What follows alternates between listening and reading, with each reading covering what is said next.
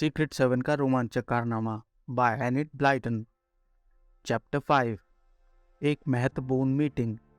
Secret 7 के सदस्य नए अभियान का मौका मिलने के कारण उस रात बहुत रोमांचित थे। जेनेट और पीटर ने सभी सदस्यों के लेटर बॉक्स में चिट्ठियां डाल दी थी। 9:30 बजे मीटिंग है, बेहद महत्वपूर्ण, SSS। कॉलिन और जॉर्ज को जरा भी पता नहीं था कि मीटिंग किस बारे में है, क्योंकि उन्होंने रेडियो पर समाचार नहीं सुने थे। लेकिन बाकी सभी ने लेडी लूसी थॉमस का हार चोरी होने की खबर रेडियो पर सुन ली थी। उन्हें मालूम था कि मिल्टन महल छोटे झुरमुट के पास ही था, इसलिए उन्होंने अंदाजा लगा लिया कि मीटिंग चोर का पता लगाने के बारे में ही होगी। 9:30 बजे सोसाइटी की मीटिंग शुरू हुई। जेनेट और पीटर शेड में उनका स्वागत करने के लिए तैयार थे। लगातार दरवाजे पर दस्तक हो रही थी। हर बार पीटर ने गंभीरता से पूछा, पासवर्ड। एडवेंचर। हर सदस्य ने धीमी आवाज में कहा, एडवेंचर, एडवेंचर। एक के बाद एक सदस्य शेड में आते चले गए।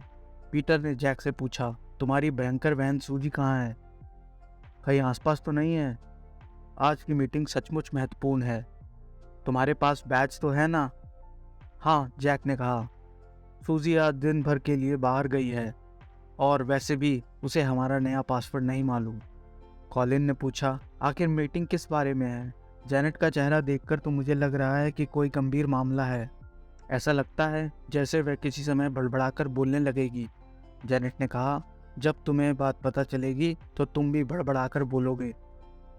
कॉलिन, अब तुम हमारे अभियान के बहुत महत्वपूर्ण बन गए हो, क्योंकि तुमने और पीटर ने ही उस चोर को देखा था जिसे हमें खोजना है। कॉलिन और जॉर्ज के चेहरे पर कोई भाव नहीं था। उन्हें जेनेट की बात का मतलब समझ नहीं आया था। यह देखकर पीटर ने जल्दी से पूरी बात समझाई। पीटर बोला, देखो, कल कॉलिन ने एक आदमी को मिल्टन महल की मुंडेर से कूदता देखा था। उसी आदमी को मैंने भी झाड़ी में छिपे देखा था, और फिर वह जाकर उसी पेड़ पर चढ़ गया था जिस पर कॉलिन छिपा था। रेडियो पर कल रात को यह खबर थी कि कोई लेडी लूसी थॉमस के बेडरूम में घुसा था और उनका मोतियों का बेशकीमती हार चुराकर ले गया। हे भगवान! पैम चीखते हुए बोली। ओह, तो तुमने और कॉलिन ने उसी चोर को देखा था? हाँ, पीटर ने कहा, वही होगा। और अब सोचने की बात यह है कि हम इस बारे में क्या करें। यह एक रोमांचक अभियान है, लेकिन सिर्फ तभी जब हम उस आदमी और उस हार को खोज सकें। अगर हमने ऐसा कर दिया तो यह सीक्रेट 7 की एक और विजय होगी। कुछ देर तक खामोशी छाई रही। सभी सोच विचार में डूबे थे। आखिर बारबरा बोली, लेकिन हम उसे कैसे खोज सकते हैं? मेरा मतलब है, सिर्फ पीटर और कॉलिन ने ही उसे देखा था, और वह भी सिर्फ एक पल के लिए। और ये मत भूलो कि मैंने उसके सिर के ऊपरी हिस्से और कान के सिवाय कुछ और नहीं देखा था।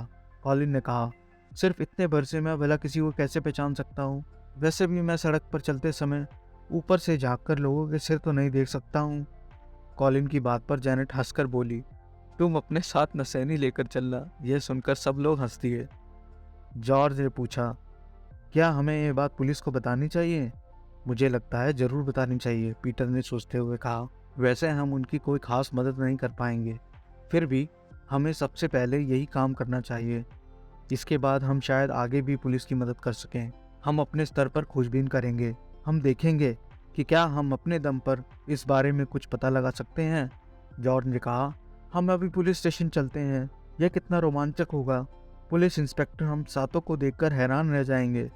वे लोग शेड से बाहर निकले और कस्बे की तरफ चल दिए। जब वह पुलिस स्टेशन की सीढ़ियां चढ़ने लगे तो अंदर बैठे युवा सिपाही को काफी हैरानी हुई। पीटर ने पूछा, क्या हम इंस्पेक्टर साहब से मिल सकते हैं? हम उन्हें कुछ जानकारी देना चाहते हैं, उस चोर के बारे में जिसने मिल्टन महल से लेडी लूसी का हार चुराया है। इंस्पेक्टर ने इतने सारे कदमों की आवाज सुन ली थी, इसलिए उन्होंने अपने कमरे से बाहर झाँककर देखा। वे खुश होकर बोले, हेलो हेलो, सीक्रेट 7 से एक बार फिर मुलाकात हो गई। और नया पासवर्ड क्या है? जाहिर है किसी ने भी उन्हें पासवर्ड नहीं बताया था। पीटर हंस दिया। उसने कहा, हम सिर्फ इतना बताने आए हैं कि हमने कल उस चोर को मिल्टन महल की चारदीवारी से कूदते हुए देखा था। वहां से कूदने के बाद वह पहले एक झाड़ी में छिपा था, फिर उस पेड़ पर जिस पर कॉलिन छिपा बैठा था। लेकिन हमें इससे ज्यादा और कुछ नहीं मालूम। इंस्पेक्टर ने जल्दी ही सीक्रेट 7 से सारी जानकारी गुलवा ली। यह सुराग हाथ लगने पर वह बेहद खुश दिख रहे थे।